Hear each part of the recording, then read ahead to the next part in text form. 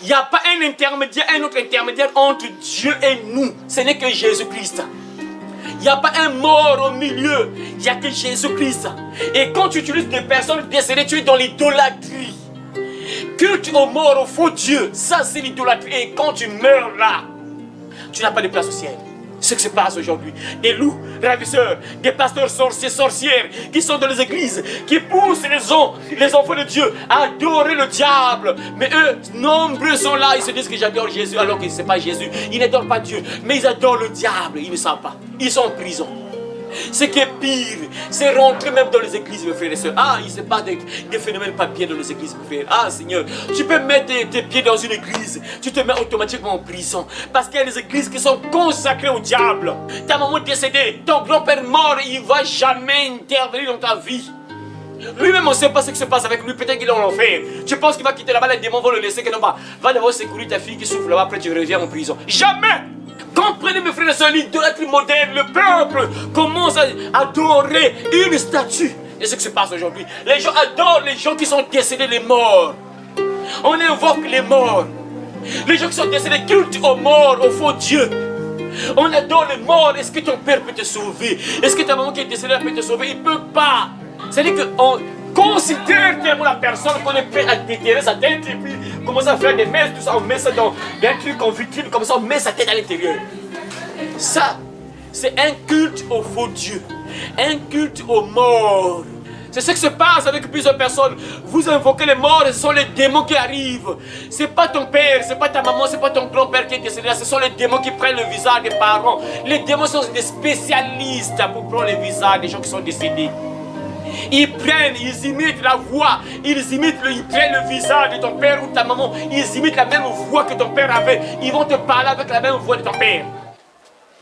Ce soir, nous allons parler d'un thème, un nouveau thème, nous allons commencer un nouveau thème ce soir. Le nouveau thème, c'est très important. Le nouveau thème, pour ceux qui nous suivent sur Internet, vous qui êtes connectés sur YouTube, vous voyez sûrement le titre déjà. Le titre est déjà là, vous voyez déjà. Voilà, pour ceux qui sont ici, le titre de ce message que nous allons développer ce soir, c'est quoi? L'idolâtrie moderne. L'idolâtrie moderne. On y va? L'idolâtrie moderne. Encore? L'idolâtrie moderne. Voilà. Ah, l'idolâtrie moderne. Ça veut dire quoi l'idolâtrie moderne? L'idolâtrie d'abord c'est quoi? Ah, je vais d'abord essayer de faire un test là. Les écoliers, l'idolâtrie. Qui connaît l'idolâtrie c'est quoi? Les écoliers. L'idolâtrie c'est quoi? Quelqu'un qui adore une personne, il y a des choses. Voilà. Ah, quelqu'un qui adore une personne ou bien des choses, tout ça, qui peut encore donner encore une autre définition. C'est ça en fait, ajoute encore.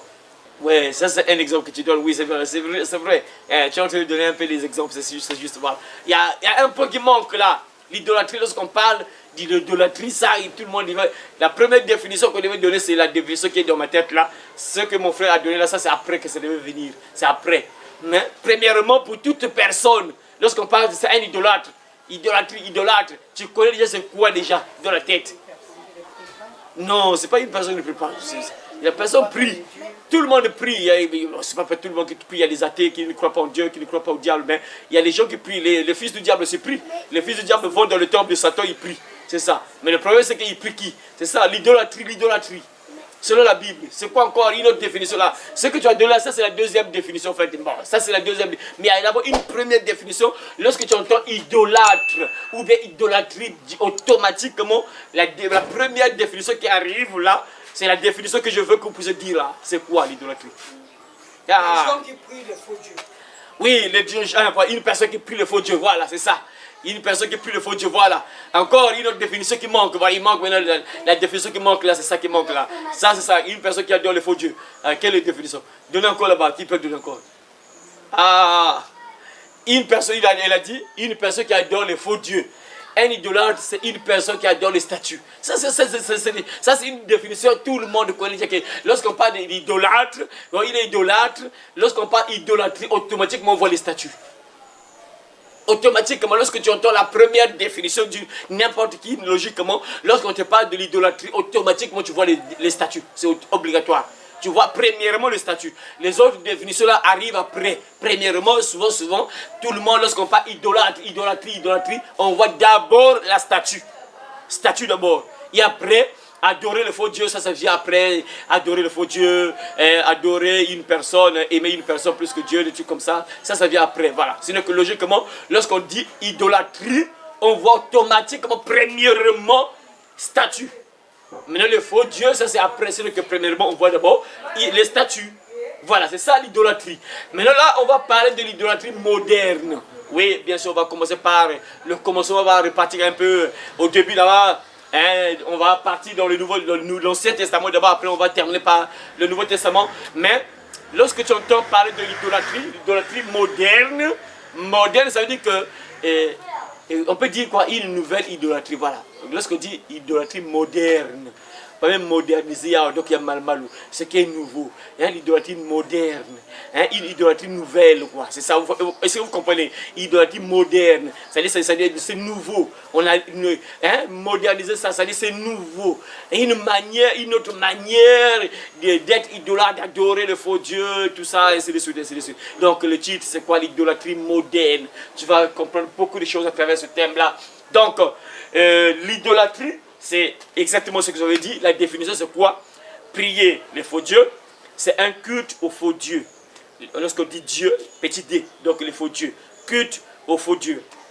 Ou bien l'amour excessif d'une personne ou d'une chose. Retenez ça. Et vous n'écrivez même pas. Après un jour, quand on va vous poser encore la question, vous ne connaissez même pas c'est quoi l'idolâtrie.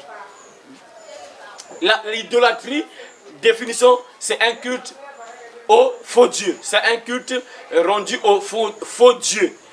Deuxième définition, un amour excessif pour des choses ou pour une personne. Suivez très bien parce que tout au long de ce thème-là, vous allez comprendre un peu l'idolâtrie en question. Parce que suivez très bien la définition. Comme ça, vous allez comprendre jusqu'à ce qu'on va terminer ce thème-là. Dieu voulant, peut-être c'est samedi qu'on va terminer ça, si Dieu le veut. C'est samedi qu'on va terminer ça. Donc, en retenant ces définitions-là, vous allez comprendre la suite de ce message-là, la suite de ce thème-là. Donc, l'idolâtrie, la première définition, c'est un amour. Bon, le culte au faux Dieu, culte rendu au faux Dieu. Donc, adorer le faux Dieu, quoi. Même chose, adorer les statues. C'est la même chose également. C'est aussi un amour excessif pour une personne ou pour une chose. Vous suivez là? C'est bon là? Oui. C'est ça, il faut retenir. Nous sommes à l'école. Quand tu sors là, tu dois retenir. C'est comme à l'école, tu vas à l'école. À la fin, lorsque tu sors de l'école, logiquement, tu dois te rappeler. En mathématiques, vous avez fait quoi? Vous avez fait quoi en mathématiques? Vous avez fait quoi? Quelle épreuve aujourd'hui? Quelle discipline? Vous n'avez rien fait. C'est bizarre, vous êtes parti à l'école, mais vous êtes revenu à la maison sans rien faire. Ah, l'école, c'est grave, troisième. Vous êtes en classe d'examen, c'est incroyable, vrai ou quoi? Ah, Seigneur, le Congo. Ah, c'est complètement incroyable. Donc, vous quittez la maison, vous partez à l'école, aucun professeur n'est venu. Incroyable. Donc, vous n'avez fait aucune matière. Seigneur, voilà. Donc, comprenez, lorsqu'on dit amour excessif, donc un amour très puissant, très élevé, très fort. Un amour très fort pour une personne ou pour une chose. Et retenez ça, parce que ça va vous aider. Là, au fur et à mesure qu'on va développer ce thème, ça va vous aider à comprendre tout ce que nous allons dire. Donc c'est ça. Idolâtrie, je répète, retenez maintenant. Lorsqu'on parle, tu es idolâtre, ça veut dire que toi, tu adores, premièrement, logiquement, lorsqu'on parle d'idolâtre, on voit déjà les statues. Ça veut dire que tu adores les statues, comme nos frères catholiques et nos sœurs catholiques. Vraiment, c'est compliqué pour eux, à moins qu'ils se réveillent un jour, c'est qu'ils se préparent pour l'enfer, parce que Dieu est contre ça. Donc, un idolâtre, c'est quelqu'un qui adore les faux dieux, qui adore les statues, ou les faux dieux. Tu rends un culte au faux Dieu. Donc tu es en train de prier le faux Dieu. C'est comme chez nous ici au Congo, ici par exemple, les Ngouza qui prient, les sirènes qui partent au bord de la mer, de l'océan pour invoquer les démons que des poissons qu'on appelle sirènes, ou bien les boas, tout ça. Voilà. Donc ça, on appelle ça aussi l'idolâtrie. Un culte rendu au faux Dieu. Parce que ce sont les faux dieux. Pour Dieu, ce sont les faux dieux, les sirènes là, les démons, tout ça, ce sont les faux dieux. Tous ceux qui prient les faux dieux là, les sirènes, les boas, hibou, quoi, ce sont des faux dieux. Pour Dieu, il considère ça des faux dieux parce que ça ne sauve pas. Hein, ça ne sauve pas, ça ne bénit pas. Ce sont des faux dieux. Il y a un seul vrai Dieu, c'est lui qui a créé le ciel et la terre éternelle. Voilà, c'est ça. Donc il n'y a pas de vrais dieux. Les autres là sont des faux dieux. Donc lorsque tu entends parler de l'idolâtrie, c'est quelqu'un qui adore les faux dieux. Qui adore les faux dieux, c'est quelqu'un qui adore les statues, qui se prosterne devant les statues. Et l'idolâtre également c'est quoi? C'est quelqu'un qui a un amour excessif pour une personne ou pour une chose. Est-ce que vous comprenez? C'est bon là? Vous avez retenu, non? Voilà, c'est bon. Voilà pourquoi on va se lever pour commencer à lire la parole de Dieu. On se lève, mes frères et sœurs, on va lire la Bible. Ouvrons la Bible dans le livre. Ouvrez la Bible dans le livre de nous avons. Ma soeur, tu as une Bible pas? Tu as une Bible? Non, tu n'as pas de Bible. Hein? Ah, c'est pas grave. Ah, c'est pas grave. C'est pas grave. À la fin, tu pourrais me voir et puis on va te donner une Bible là. Je sais pas. Mais à la maison, tu n'as pas une Bible à la maison? Tu n'as pas une Bible à la maison? Ok, c'est pas grave. À la fin, tu vas me voir, je vais te donner une Bible. Voilà, donc on va commencer. Exode chapitre 32, versets 1 à 10.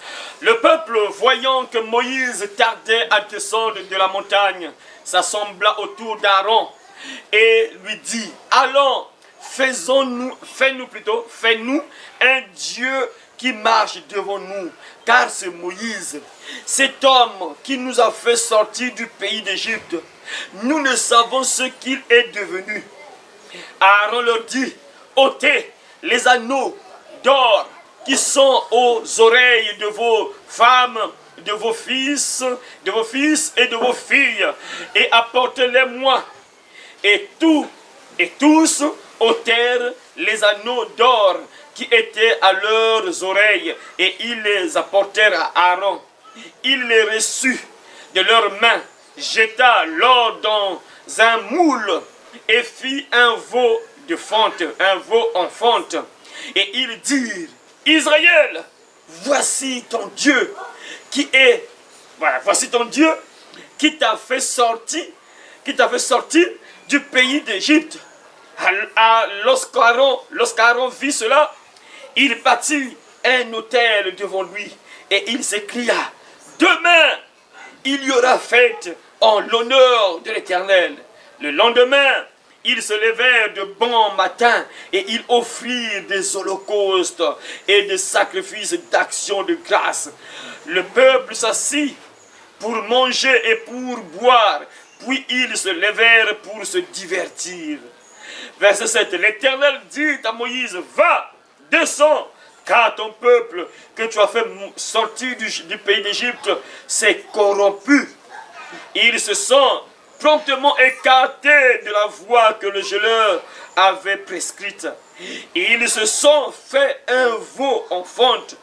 Ils se sont prosternés devant lui. Ils lui ont offert des sacrifices. Et ils ont dit, Israël, voici ton Dieu qui t'a fait sortir du pays d'Égypte. Verset 9. L'Éternel dit à Moïse, je vois que ce peuple est un peuple au cou roide. Un peuple au cou roide. Maintenant, laisse-moi, ma colère va s'enflammer contre eux et je les consumerai, mais je ferai de toi une grande nation. Amen. Amen. Voilà, on peut s'asseoir, mes frères et sœurs. C'est un long passage biblique sur lequel on va méditer ce soir, mes frères et sœurs. On va tirer quelques leçons un peu sur l'idolâtrie moderne. Donc on ne peut pas parler de l'idolâtrie moderne sans commencer par l'ancienne idolâtrie. On ne peut pas parler de ce qui est nouveau sans commencer par l'ancien. Voilà pourquoi on commence ce thème-là, on commence par l'idolâtrie ancienne. Après, on va terminer par la nouvelle idolâtrie aujourd'hui qu'on appelle idolâtrie moderne. Comme dit notre titre là, le thème là, l'idolâtrie moderne. Donc on commence d'abord par l'idolâtrie ancienne. Comment ça s'est passé d'abord? Ça se passe encore jusqu'à aujourd'hui. Hein? Et ça est toujours là, ça est toujours là. En réalité, ça n'a pas changé. Ça est toujours là, mais on va toucher l'idolâtrie moderne. Je sais pourquoi Dieu m'a inspiré de parler un peu de ça, l'idolâtrie moderne, parce qu'il y a des points très importants qu'on va développer sur l'idolâtrie moderne. Parce que lorsqu'on parle de l'idolâtrie, automatiquement une personne, comme je vous ai dit ici, malheureusement c'est bizarre, hein, parce que personne n'a pensé à ça. Alors que logiquement, lorsqu'on parle de l'idolâtrie, automatiquement tu vois la statue. Mais c'est bizarre, vraiment, c'est bizarre. Et personne n'a pensé à ça. C'est bizarre. Parce que logiquement, et nous autres là, et lorsqu'on grandissait, lorsqu'on parle de l'idolâtrie, idolâtre, on voyait directement les statues. Automatiquement les statues. Hein, les cultes au faux Dieu là, ça c'est après. Et amour excessif pour une personne ou pour une chose, ça c'est après. Premièrement, lorsqu'on parle de l'idolâtrie, on voit automatiquement les statues. Voilà. Donc là, mes frères et sœurs, nous connaissons tous Moïse. Moïse c'est qui? Moïse te rappelle qui? La petite là-bas, Moïse te rappelle que nous sommes à l'école. Moi, c'est l'école. Ça, c'est l'école. Et quand tu sors, tu vas à la maison. Ah, puisqu'on a posé des questions automatiquement, tu dois retenir quelque chose, c'est obligatoire. Moïse te rappelle qui? Moïse, c'est qui pour toi? C'était un homme de Dieu, oui, un homme de Dieu, oui. Il te rappelle quoi, Moïse? Quand on parle de Moïse, ma soeur là-bas, Alicia, ma soeur Alicia, lorsque tu entends parler de Moïse, tu as déjà entendu parler de Moïse, non, ma soeur? Hein? Tu as déjà entendu parler de Moïse, non? Moïse te rappelle quoi? Lorsque tu entends parler de Moïse, que tu entends Moïse, ça te rappelle quoi? Tu vois, ma soeur, tu vois, il faut venir ici. Ici, tu vas apprendre beaucoup de choses, tu vois, non? Il faut venir ici. Ici, tu vas apprendre beaucoup de choses. Parce que l'église là où tu fréquentes, là, c'est sûr que c'est un peu compliqué. Mais tu vois, ici, non, ici, tu vas retenir beaucoup de choses. Dès que tu sors là, tu retiens. Tu te règles, lorsqu'on parle de Moïse, tu vas connaître. Moïse te rappelle quoi? Tu vois, non, ici, c'est une bonne école. Ici, tu dois sortir intelligente. Hein? Bibliquement, quoi, bien sûr. Bibliquement, hein, voilà. C'est ça. Donc, ici, tu seras très intelligente. Tu vois, les petites filles qui sont là, les petits enfants là. En tout cas, si tu leur poses des questions, donnez-moi 5 versets. Chacun devra te citer même 5 ou 10 même. Tu vois, ça, c'est une école. Tu seras bien formé. Donc, si tu mets tes pieds ici à chaque fois, plus c'est la première fois que tu arrives. Si tu viens ici à tout moment, tu vas sortir ici bien formé. Tu vas découvrir beaucoup de choses que tu n'entends jamais à l'église, là où tu fréquentes, là où tu vas. Tu pries dans quelle église, ma soeur? Ou bien tes parents, ou bien toi-même, je ne sais pas. Tu pries dans quelle église? Assemblée. Ah, logiquement, tu devais, l'assemblée, logiquement, il y a vraiment une bonne parole, logiquement, mais bon, ça dépend aussi des assemblées, que c'est compliqué, puisque le diable te agir partout là. Parfois, là-bas, là où tu es là, c'est plus la soif d'argent. Le pasteur parle que de l'argent, peut-être, c'est compliqué. C'est que ça, tu devais déjà comprendre ça. Tu es dans une assemblée, voilà, bon, logiquement, tu devais un peu connaître. Bon, Moïse, bon, on y va. Moïse te rappelle quoi, voilà, tu vois. Il avait séparé la mer Rouge. Voilà. Tu vois, il y a un petit enfant comme ça. Lorsque Moïse te rappelle quoi, il avait séparé la mer Rouge. L'autre avait dit, celle a dit, c'est un homme de Dieu. Ouais, c'est ça, parce qu'on peut dire que bon, on peut dire par exemple que non, Cristiano Ronaldo c'est qui? Mais si je posais Cristiano Ronaldo, je sais que tu vas te rappeler. C'est qui Cristiano Ronaldo? Cristiano Ronaldo, tu ne te rappelles pas de lui? Cristiano Ronaldo. Nous sommes à l'église. On ne ment pas. Cristiano Ronaldo. Ça te rappelle qui? Cristiano Ronaldo. Hein? Parle, sois libre, ma soeur, tu es libre. Ne te sens pas en prison, sens-toi libre. Ne te sens pas en prison. Cristiano Ronaldo te rappelle qui? Tu as entendu parler ou comment je sais pas, hein? Elle parle. Elle a dit quoi? Mais tu économises la voix comme ça, il faut bien parler. Hein? Voilà, je te rappelle quand même de Cristiano Ronaldo, tu vois. Mais Cristiano Ronaldo ne te sauve pas. Ça, on va voir ça plus tard, l'idolâtrie moderne, tu vois. Là, tu te rappelles de Cristiano Ronaldo, c'est un joueur. Mais lorsqu'on parle de Moïse, c'est un peu compliqué, tu vois. Or que Cristiano Ronaldo ne te connaît même pas.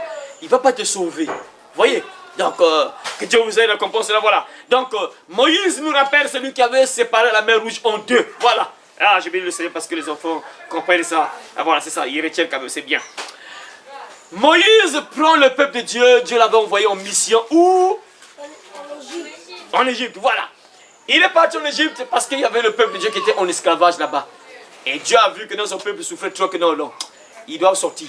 Et il voit quelqu'un qui doit partir là-bas, bon, il voit que ouais, Moïse, toi c'est bon. Il forme Moïse, il lui donne la capacité, le pouvoir, tout ça, bon. Vas-y, va en Égypte, va prendre mon peuple. Parce que Pharaon est en train de maltraiter mon peuple. Va sortir mon peuple. Moïse va en Égypte, on connaît tous la suite, il y a eu des miracles terribles en Égypte là-bas. Il sort le peuple. Ils sont sortis après. C'est là où l'enfant dit que non, Moïse me rappelle. Et c'est lui qui avait séparé la mer Rouge. On dit voilà. Donc ils sont sortis. Ils se sont passés par la mer Rouge. Après ils sont partis au désert.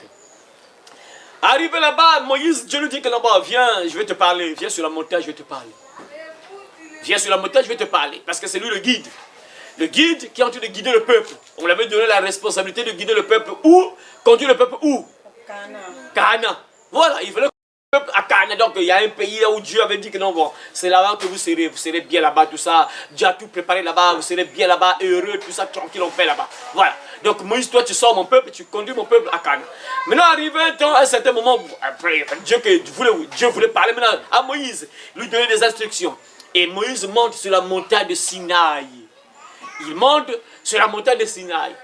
Il va là-bas, il cause avec Dieu. Moïse est en train de parler avec Dieu là-bas. En tout cas, il cause avec Dieu comme ça. Il cause avec Dieu. Bon, écoute, bon, je te donne les commandements que tu vas donner à mon peuple parce qu'ils sont sortis de l'Égypte. Bon, c'est sûr qu'ils ont imité beaucoup des abominations de l'Égypte là-bas. Ils ont imité beaucoup de choses sales là-bas. Non, non. Bon, écoute, désormais, tu vas leur dire. Regarde les 10 commandements, ça. Tu vas donner ce peuple-là, ces commandements-là. Ils doivent vivre selon ces commandements. Ils doivent vivre comme ça. Ils doivent maintenant être séparés des choses abominables qu'ils voyaient en Égypte là-bas. Donc tu leur donnes ces commandements-là. Ils doivent vivre comme ça maintenant. Tu entends? Oh non, c'est bon. Après, quelque chose doit se passer. Moïse est monté sur la montagne. Il est en train de causer avec Dieu. Et derrière lui, il se passe quelque chose parce qu'il a laissé le peuple. Il a laissé le peuple, lui, il est sur la montagne. Le peuple est resté en bas. Et quelque chose se passe, mes frères. Moïse est parti délivrer le peuple. Toi et moi, mon frère qui vient d'arriver là, qui t'a délivré? Est-ce qu'il y a quelqu'un qui t'a délivré, mon frère? Est-ce que tu te rappelles mon frère Benjamin? Ah, comment le nom? Charlie, voilà. Frère Charlie, est-ce qu'il y a quelqu'un qui t'a délivré au fait? C'est qui? Moïse? Non, c'est pas Moïse qui t'a délivré. Qui t'a délivré? Ma soeur là-bas, ma soeur Anna. Qui t'a délivré? Jésus-Christ, il t'a délivré de quoi en fait? De? Il t'a délivré des péchés. Voilà, c'est bien. C'est là, l'image est là. Jésus nous a délivrés. Dieu a envoyé Moïse pour délivrer le peuple. Moïse est parti délivrer le peuple de l'Égypte, entre les mains de Pharaon. Et nous également, toi et moi, il y a quelqu'un qui nous a délivrés. Nous, ce n'est pas Moïse qui nous a délivrés. Nous, ce n'est pas Moïse. Toi et moi, ce n'est pas Moïse qui nous a délivrés. Nous, on n'était pas des esclaves. C'est le peuple de Dieu qui était esclave. Mais bien sûr, spirituellement, on était des esclaves. Pourquoi? À cause de nos péchés. Voilà, on vivait dans le mal, dans des choses abominables. On menait une mauvaise vie. On menait une mauvaise vie. On était tous des esclaves. Donc, tout le monde ici, on était tous des esclaves parce qu'on menait cette vie-là. Cette vie loin de Dieu. On était en esclavage entre les mains du diable et Satan. Satan nous manipulait. Il nous disait que non, ça c'est bien, la vie comme ça c'est bien. Tu dois boire, c'est très important, il faut se saouler. Quand tu te saoules là, tu deviens courageux là, tout ça. Quand tu vois une fille là, tu dragues là, tu vois un garçon, tu peux charmer tout ça parce que le vin te donne un peu ce courage là, tu vois. Nous tous on est passé un peu par cette vie là. Et Jésus est venu nous délivrer de cette vie-là. Il nous a délivrés. Il nous a ouvert les yeux que ça, ce n'est pas une bonne vie. Ça te conduit à la mort. Il nous a délivrés sur la croix. Par sa mort sur la croix, il nous a délivrés. Mais ici, on parle de Moïse qui est parti délivrer le peuple. Comme toi et moi, Dieu nous a délivrés par Jésus-Christ. Par le sacrifice de Jésus à la croix, on nous a délivrés. Moïse sort le peuple de l'Égypte, donc ils sont là. Et Moïse monte sur la montagne. Il commence à parler avec Dieu. Le peuple derrière commence à s'inquiéter. Il commence à s'impatienter plutôt. Il commence à s'impatienter. Ah, mais Moïse en question, ça fait déjà une semaine. Ah, c'est bizarre, hein? Et Moïse, là, on ne sait pas qu'est-ce qui s'est passé avec Moïse. Ma soeur, tu viens d'arriver là. Nous sommes dans Exode chapitre 32. C'est bon, on t'en voilà. Les peuples commencent à s'inquiéter. Hein? Mais Moïse, là, depuis qu'il est monté sur la montagne, c'est bizarre, hein? Il met tout du temps là-bas, ça fait déjà 2 jours, 3 jours, 4 jours. Parce que Moïse a mis du temps sur la montagne, il y a beaucoup de temps sur la montagne. Le peuple commence à s'impatienter. Moïse, ce Moïse-là, on ne sait pas, c'est sûr qu'il est mort. Plusieurs jours comme ça, c'est sûr qu'il est mort. Est-ce qu'il va revenir aussi? On ne sait même pas s'il va revenir. Moïse, on ne sait pas qu'est-ce qu'il est devenu. On ne sait pas qu'est-ce qu'il est devenu. Le peuple commence à dire des choses comme ça. Vous savez, mes frères et sœurs, ce qui se passe aujourd'hui dans ta vie, dans la vie de plusieurs chrétiens, plusieurs chrétiennes et chrétiens, il y a quelqu'un qui nous a délivrés, et celui qui nous a délivrés est où? Il est où? Au ciel. Voilà. Et il est monté, non? Oui. Qui est monté? Jésus. Il est où? Au ciel. Voilà. Et il va revenir, non? Oui. Logiquement, il va revenir, non? Oui. Il va redescendre, comme Moïse. C'est bizarre, vraiment, l'histoire de Moïse, là, ça cadre carrément avec Jésus, quoi. C'est bizarre, vraiment, c'est incroyable, quoi. Moïse monte sur la montagne, il est parti sur la montagne. Il met du temps. Il met du temps là-bas, il est en train de causer avec Dieu. Ah, oui, avec Dieu, bien sûr. Et le peuple derrière, Moïse, une semaine, 2 semaines, 40 jours, Moïse, il est mort. On ne sait pas qu'est-ce qu'il est devenu. Moïse, il ne va plus revenir. Et beaucoup de gens, c'est aujourd'hui, puisque Jésus tarde à revenir, Il ne revient pas tout de suite. Ah, Jésus revient bientôt. Jésus, ah, mais il y a longtemps, nos pères aussi disaient ça, Jésus revient bientôt, mais ils sont tous morts. Jésus là, est-ce qu'il va revenir? Je ne suis pas trop sûr. Hein? Et dès que quelqu'un commence à avoir des idées comme ça, automatiquement, ça va te conduire sur le mauvais chemin. Les inquiétudes, l'impatience, voilà, l'impatience. Tu n'es pas patient. Et ce qui fait que les gens puissent embrasser même le diable, l'impatience. Donc les gens qui ne veulent pas être patients dans la vie, ils ne veulent pas patienter. C'est la même chose avec le retour de Jésus. Comme Jésus tarde, beaucoup de Jésus, est-ce qu'il va revenir? Bon, comme il tarde à revenir là, bon, je peux d'abord mener ma vie comme je veux. Hein? Je peux d'abord me livrer un peu à l'idolâtrie. Parce que notre thème, c'est quoi? L'idolâtrie moderne. Je peux faire certaines choses parce que Jésus, c'est pas maintenant qu'il va revenir. Bon, je peux me livrer à plusieurs choses parce que Jésus qui se tarde à revenir. Le peuple commence à s'impatienter pour dire quoi? Moïse là, on ne sait pas qu'est-ce qu'il est devenu. On ne sait pas qu'est-ce qu'il est devenu. Et pire, ils vont commencer à faire des choses pas bien. Commence à lire le verset 2. Ma soeur, vas-y, le verset 2. Non, commence par le verset 1, après l'autre va lire le verset 2. Au fur et à mesure. Vas-y. Le peuple voyait que Moïse tardait à descendre de la montagne. Alors il se rassembla autour d'Aaron. Il se rassembla autour d'Aaron. Et lui dit. Allons. Fais-nous des dieux qui marchent devant nous. Car ce Moïse, l'homme qui nous a fait sortir d'Égypte, nous ignorons ce qu'il est devenu. Lorsqu'il voit que Moïse tarde à revenir, il voit Aaron. Suivez très bien mes frères, vous allez comprendre beaucoup de choses à travers ce thème-là. Parce que ça c'est la première partie. La deuxième partie arrive, là ça sera encore plus puissant. Pour vous les jeunes là. Plus puissant c'est la deuxième partie. Donc ne manquez pas aucune partie. Le peuple commence à se... ce Moïse là on ne sait pas ce qu'il est devenu. Bon. Ils vont voir une personne, Aaron. Aaron là c'était le frère de Moïse. Donc c'est lui qui était parti avec Moïse en Égypte pour délivrer le peuple. Donc ils étaient ensemble avec Aaron. Donc Aaron était ensemble avec Moïse. Donc ils faisaient tous les deux ils faisaient des miracles. Voilà. Ils vont voir Aaron. Bon, Aaron. Donc Aaron là c'est un homme de Dieu également. Aaron c'est un homme de Dieu. Suivez très bien le thème là, l'idolâtrie moderne. Ils vont voir l'homme de Dieu Aaron. Aaron, bon, fais-nous un Dieu qui marche devant nous. Et pourtant ils étaient en Égypte. Ils n'ont pas vu un Dieu fabriqué qui les a fait sortir. Mais ils vont passer par une personne. Ils vont passer par un homme de Dieu, on peut dire. Un homme de Dieu, Aaron. Et ils vont dire à Aaron, Aaron, fais-nous un Dieu. Donc fais-nous une statue. Un veau d'or.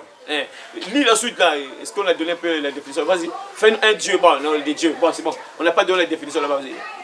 Un veau d'or. Dans ma définition, si on le dit, veau d'or. Veau d'or, le veau, c'est l'enfant d'une vache. Vous connaissez une vache, non? Qui connaît une vache? Vous ne connaissez pas une vache? Vous qui êtes né en ville là, c'est compliqué pour connaître une vache. C'est compliqué. Qui a déjà vu une vache ici? Tu as déjà vu une vache? Où? En Caï? Ouais, mais c'est normal en Caï, là-bas tu peux plus voir une vache parce qu'ici c'est un peu rare. Mais il y en a même mais les deux là-bas, ils n'ont jamais vu une vache. Personne, hein? Jamais. C'est aussi important de partir au village, hein? Parce que tu peux voir une vache. Donc c'est l'enfant d'une vache. Fabrique-nous un veau d'or en fonte. Un veau d'or en fonte. Donc ils vont parler à Aaron, un homme de Dieu. Ils vont s'adresser à l'homme de Dieu, à homme de Dieu. Fabrique-nous un veau d'or, moi n'angombe. Moi n'angombe, c'est le mot n'angombe. Il n'y a que voir l'enzabe. Donc fabrique-nous un Dieu, un veau d'or, un Dieu en fonte qui doit marcher devant nous. Il y a un Dieu qui va nous guider, un Dieu qui va nous orienter, qui va marcher devant nous. C'est-à-dire que ce Dieu-là va nous guider, c'est lui qui va nous orienter, c'est lui qui va nous parler. Fais-nous un Dieu, un Dieu.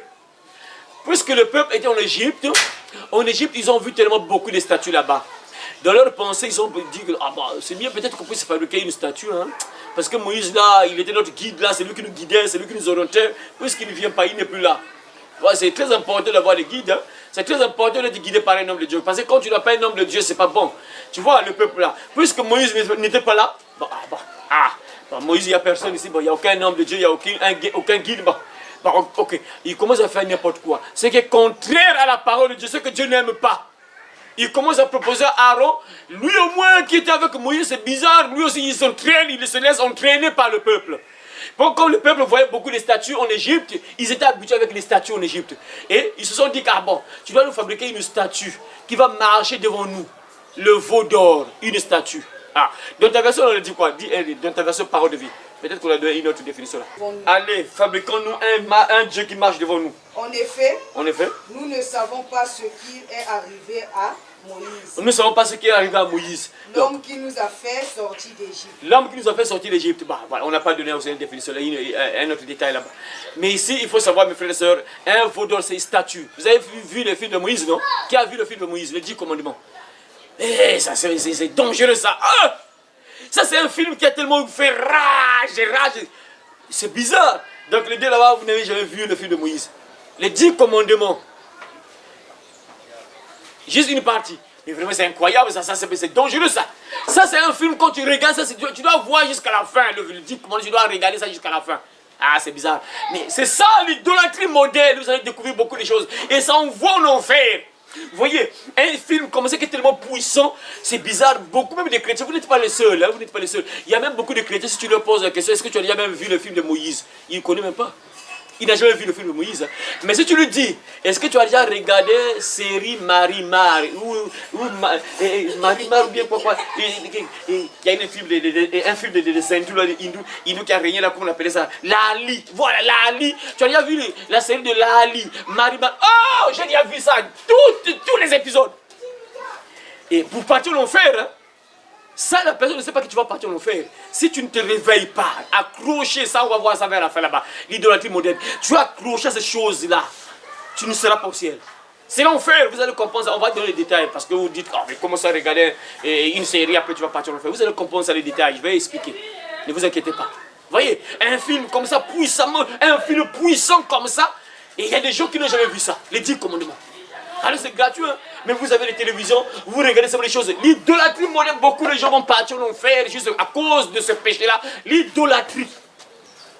Parce que lorsqu'on parle d'idolâtrie, on voit que la statue de Marie, on voit la statue de Jésus, la statue de, je sais pas, de Saint-Pierre ou je sais pas quoi, pourquoi les statues. On voit juste les statues là. C'est pas seulement ça. C'est bien, ça commence par les statues là, mais pas ça seulement. L'idolâtrie, moi, ça passe beaucoup de choses encore, ça c'est zéro. Les statues là, ça c'est encore zéro. C'est encore pire actuellement parce qu'il y a des gens qui disent que moi je ne prie pas Marie, moi je ne veux pas devant la statue de Marie, moi je n'adore pas les statues. Toi. Ok, mais tu es quelque part dans l'idolâtrie. Si on vous allez découvrir ça, suivez toutes les parties, vous allez découvrir ça. Il y a des gens qui ne se mettent jamais à genoux devant la statue de Marie, mais ils sont des idolâtres. Dès que tu meurs là, tu arrêtes de respirer, tu descends en enfer. Vous allez comprendre ça au fur et à mesure. Donc là, le peuple dit à Aaron, fabrique-nous un veau d'or, donc une statue. Une statue, Mwanangombe, Yakiteki quoi, Kiteki. Fabrique-nous un veau d'or qui va marcher devant nous. Suivez très bien. Les frères vraiment qui prient les statues, qui se mettent à genoux devant les statues, qui respectent les statues. Et ça c'est très dangereux. Écoutez ça c'est Moïse. Ce qui est bien, vous allez donner la définition. Moïse, vous connaissez. Ah, vous avez dit, Moïse vous rappelle qui? Vous connaissez que c'est un homme de Dieu. Je bénis le Seigneur parce que la fille, la petite, a dit que c'est un homme de Dieu. Et vous tous, vous connaissez tous Moïse. C'est lui qui a séparé la mer rouge en Dieu, qui parle avec Dieu comme ça, qui a reçu les 10 commandements. C'est lui, hein, l'histoire se passe avec lui. Suivez très bien l'idolâtrie moderne là. Fabrique-nous un Dieu qui doit marcher devant nous. Ah, Moïse, lui, avec les morts là, on ne le voit plus, tout ça. Bon, on a besoin d'une statue qui va marcher devant nous. Donc, une statue qui va nous rappeler peut-être Dieu. Une statue par laquelle on va invoquer Dieu. Une statue par laquelle on va peut-être parler. Parce que Moïse, on ne le voit pas. Peut-être qu'il est mort là-bas, tout ça. Bah, ça fait déjà 40 jours, 30 jours, déjà là. Une semaine déjà, on ne le voit pas. 2 semaines, rien. 3 semaines, ah non, Moïse là, c'est celui qui est mort. Aaron, toi qui marches avec Moïse, fabrique-nous un Dieu. Une statue. Hein? Un veau d'or qui va marcher devant nous. Peut-être à travers la statue, on va évoquer l'Éternel. À travers la statue, on va parler à Dieu. Fabrique-nous une statue qui va marcher devant nous, qui va nous guider, qui va nous orienter. Ah Seigneur, ah que Dieu nous aide quoi. Lisez la suite. Voilà, donc Aaron dit, donc lorsqu'ils ont parlé à Aaron, fabrique-nous une statue. Et Aaron va leur dire, prenez tous les anneaux d'or, les boucles d'oreilles, les boucles d'oreilles qui étaient sur les filles et les fils. Incroyable, hein? Quelle idolâtrie. Donc il y avait des hommes qui avaient des boucles d'oreilles autour de Moïse. Là. Voilà pourquoi c'est dangereux, ces choses-là. Dans le Nouveau Testament, ces choses-là, un enfant de Dieu ne met plus ça. C'est dans la Bible. Si tu n'aimes pas Dieu, Tu vas régler ça avec Dieu quand tu vas mourir. Mais Dieu t'a dit, une fille doit jamais mettre les boucles d'oreilles, hein, les perles. Lisez ça dans 1 Timothée chapitre 2, verset 9. C'est Dieu que tu suis là, le Dieu que tu sers là, c'est lui qui te dit ça. Comme il y a des sœurs rebelles, lorsqu'on touche, donc Dieu veut que je sois une vieille femme. Tu vas régler ça avec lui lorsque tu vas mourir. Les hommes de Dieu te disent, ton père qui t'a créé là dit, ça c'est pas bon pour sa fille, il ne veut pas que sa fille mette ça. Maintenant, si tu te dis que là, moi je serai une vieille femme, si Dieu me dit d'enlever ça, je serai une vieille fille, bah ok. Attends de mourir. Quand tu vas mourir, tu vas régler avec ton père au ciel là-bas, au jour du jugement. Mais n'oublie pas que ça sera trop tard. Hein. Tu pourras plus faire demi-tour. C'est ça. Voilà, donc il faut bien réfléchir avant de mourir. Voilà. Donc Aaron dit que nous on levait les anneaux d'or. Hein, les anneaux d'or qui sont sur vos oreilles, tout ça, et tout ça, tout ce que vous avez là, apportez ça. Je vais fabriquer le veau d'or. Et ils ont apporté ça. Ils ont apporté ça. Et Aaron a fondu ça. Ils ont fondu ça. Il a fabriqué le veau d'or. Une statue. L'idolâtrie moderne. Et lorsqu'ils ont fabriqué la statue, suivez l'histoire là de frères. Qu'est-ce qui va se passer? Ils ont fabriqué. Passez au verset suivant. Le verset suivant, on va tirer les leçons. Voilà, il est reçu de leurs mains. Verset, lorsqu'Aaron dit à bâtir, voilà. Le lendemain, c'est verset 6. Lisez, le verset 6. Verset 6. Verset 6. Le jour suivant. Tôt le matin. Tôt le matin. Le peuple offre les sacrifices. Le peuple offre les sacrifices. Compte et ils apportent les sacrifices de communion. Ils apportent les sacrifices de communion. Hein? Les Israélites s'assoient pour manger et boire. Puis ils se lèvent pour s'amuser. Voilà. Donc ils sont devant la statue. Et ils ont commencé à faire des sacrifices. Ils ont commencé à faire des sacrifices. Ils ont sacrifié, ils ont fait des sacrifices, des holocaustes. Et ils ont commencé à manger. Et ils se sont levés pour se divertir. Donc, ils commencent à danser. Devant la statue là, ils commencent à danser. Et ça, c'est causé quelque part par Aaron. Aaron, le peuple presse, fabrique-nous un veau d'or, fabrique-nous une statue. Et Aaron lui aussi, pourtant il a marché avec Moïse, c'est bizarre mes frères. Il faut être debout mes frères parce que c'est que la pression peut faire que tu puisses suivre un mauvais chemin. Aaron était avec Moïse, ils sont partis en Égypte, ils n'avaient pas de statue. Ils ont vu la puissance de Dieu ensemble avec Moïse comme ça, avec deux, parce qu'ils étaient à deux. Moïse disait à Aaron, prends le bâton, mets le bâton dans l'eau, et l'eau s'est changée en sang. Donc Moïse était le prophète, donc Aaron c'est lui qui exécutait. Donc Moïse parle et Aaron fait, les miracles se font. Ils ont vu les miracles, ils n'avaient pas de statue, ils n'avaient pas de choses, mais bizarrement là ils sortent. Après, le peuple dit, Aaron, fabrique-nous une statue, fabrique-nous un veau. Et Aaron accepte, bon, apportez les anneaux qui sont à vos oreilles, là, tout ça sur vos fils et vos filles, tout ça, apportez ça. Et il a fabriqué le veau d'or. Et ils ont commencé à faire des sacrifices. Donc ça veut dire qu'ils ont commencé à adorer la statue là. Ils ont commencé à faire des sacrifices. Ils ont donné des offrandes à ce Dieu là, à cette statue là. Ils ont commencé à manger. Ils ont commencé à s'amuser, tout ça. Pour dire que non, c'est le Dieu là qui nous a fait sortir de l'Égypte. Alors que ce n'est pas le Dieu là. C'était pas de la statue là, c'est Moïse par l'intermédiaire, c'est Dieu par l'intermédiaire de Moïse. Mais ils ont commencé à dire, alors, la statue là, c'est toi qui nous a fait sortir d'Égypte. C'est toi, incroyable. Ils ont oublié Dieu qui les a sortis de l'Égypte. Incroyable, hein? Incroyable. Ils se livrent à l'idolâtrie.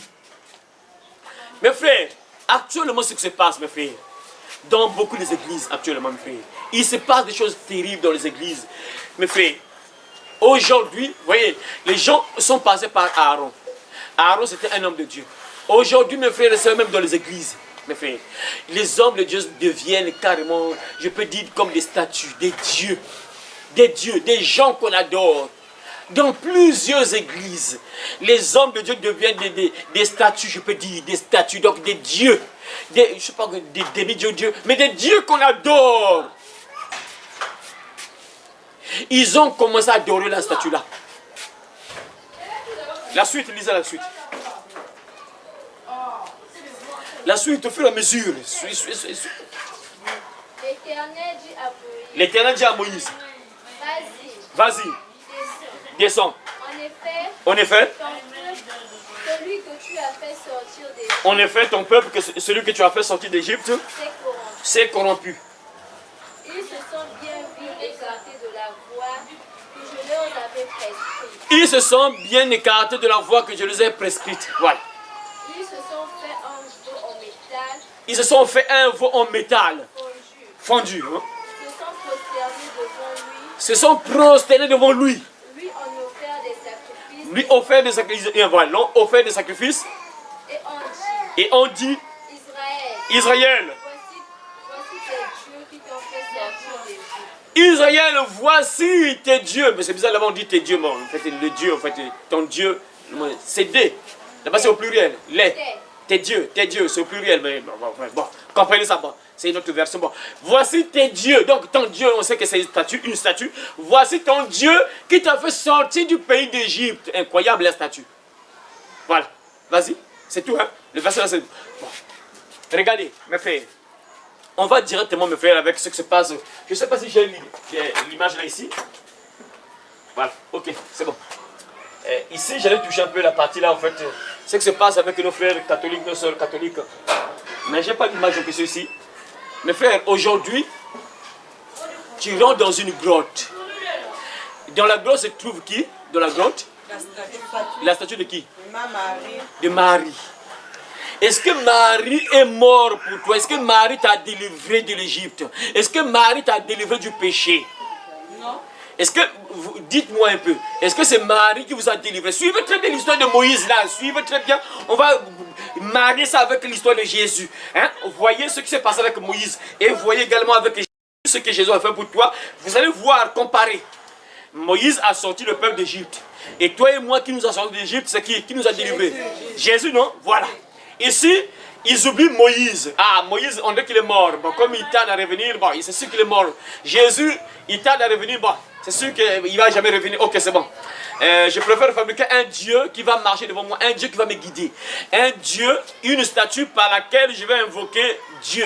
Une statue par laquelle je vais demander quelque chose à Dieu. Une statue par laquelle Dieu va peut-être me bénir. Et les gens fabriquent les statues.